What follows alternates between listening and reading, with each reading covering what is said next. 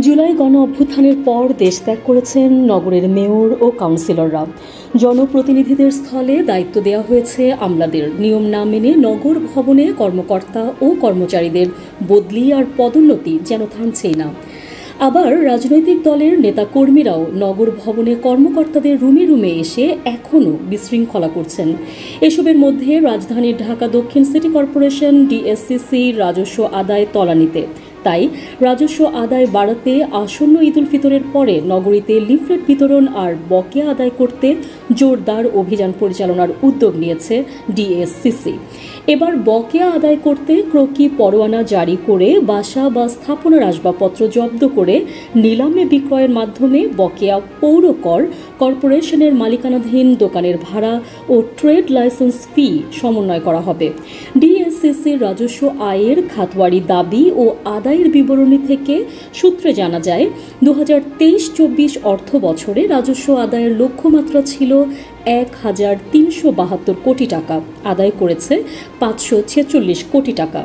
2024-25 অর্থ বছরের লক্ষ্যমাত্রা ছিল 1,503 কোটি টাকা। জানুয়ারিতে এ পর্যন্ত আদায় হয়েছে 498 কোটি টাকা। এই অর্থ বছরে গত অর্থ বছরের তুলনায় 48 কোটি টাকা আদায় কম। কর্পোরেশন সূত্রে আরও জানা যায়, কর্পোরেশনের রাজস্ব আদায় বাড়াতে ঈদুল ফিতরের পরে লিফলেট বিতরণ এবং বকেয়া আদায়ে অভিযান পরিচালনার সিদ্ধান্ত নিয়েছে। কর্পোরেশনের লিফলেটে বলা হয়েছে, সিটি কর্পোরেশন একটি স্বশাসিত সেবামূলক প্রতিষ্ঠান।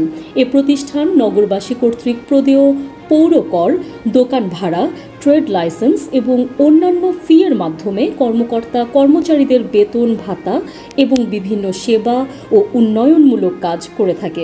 এতে বলা হয়েছে, করদাতাগণ কর্তৃক প্রদেয় কর বকেয়া থাকলে নগরের উন্নয়ন সহ দৈনিক পরিচ্ছন্ন কার্যক্রম পরিচালনা ব্যাহত হয়। এ লক্ষ্যে ঢাকা দক্ষিণ সিটি কর্পোরেশন সকল ধরনের বকেয়া ও হাল কর আদায়ে অভিযান জোরদার করার সিদ্ধান্ত গ্রহণ করেছে। এতে বকেয়া কর আদায়ের জন্য ক্রকি পরোয়ানা জারি করে বাসা বা স্থাপনার আসবাবপত্র জব্দ করে নিলামে বিক্রয়ের মাধ্যমে বকেয়া পৌর কর, কর্পোরেশনের মালিকানাধীন দোকানের ভাড়া ও ট্রেড লাইসেন্স ফি সমন্বয় করা হবে। তাই নগরবাসীকে দ্রুত বকেয়া ও হাল সনের পৌর কর, দোকান ভাড়া ও ট্রেড লাইসেন্স ফি পরিশোধ করে নগর উন্নয়নে সহযোগিতা করার আহ্বান জানায় কর্পোরেশন। এ বিষয়ে ডিএসসিসির প্রধান সম্পত্তি কর্মকর্তা মোহাম্মদ মনিরুজ্জামান বলেন, গণ অভ্যুত্থানের পর রাজস্ব আদায়ে কিছুটা ভাটা পড়েছে। আবার অনেকের দীর্ঘদিনের হোল্ডিং ট্যাক্স, পৌর কর, ট্রেড লাইসেন্সের ভাড়া বকেয়া এই রাজস্ব আদায়ে কর্পোরেশনের পক্ষ থেকে প্রথমে লিফলেট বিতরণ করে জনসচেতনতা বৃদ্ধি করা হবে। এর সঙ্গে রাজস্ব উত্তোলনে জোরদার অভিযানে ক্রকি পরোয়ানা জারি করে সম্পত্তি নিলামের মাধ্যমে বিক্রয় করে পৌর কর সমন্বয় করা হবে।